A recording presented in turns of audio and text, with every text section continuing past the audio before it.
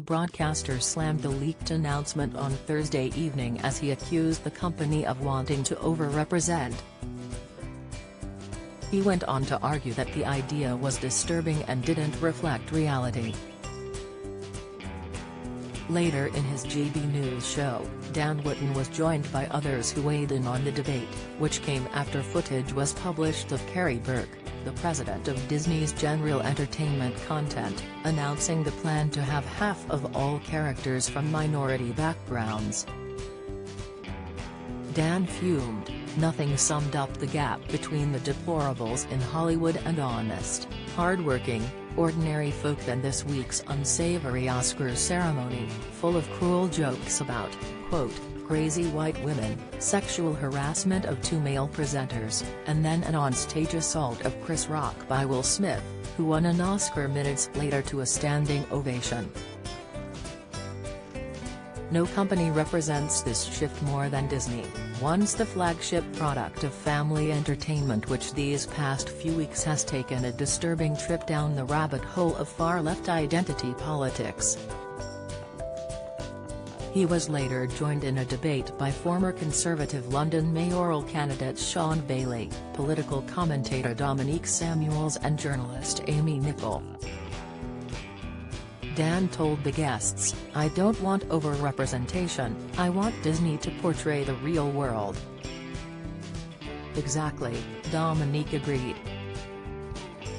"Because then it becomes inauthentic and it turns into Disney trying to take the place of parents and quite frankly thinking it's their place to indoctrinate children," she argued, "and at the end of the day, these are adults with these ideas about injecting queerness here, there, and everywhere. The vast majority of children that engage in Disney probably don't care about queerness, these are adult concerns being projected onto children." Sean chimed, "Firstly, if you pick out individual groups, the Labour Party is suffering from this now, you end up upsetting everybody. They should be focusing on what brings us together, not what sets us apart." He continued, "As you can imagine, someone like me is well up for representation, but not above and beyond what actually is the case. And if you really want to represent people, what you do is tell their stories. You don't lead them into stories that they had nothing to do with in the first place. But the really important thing here is the over-sexualization of children."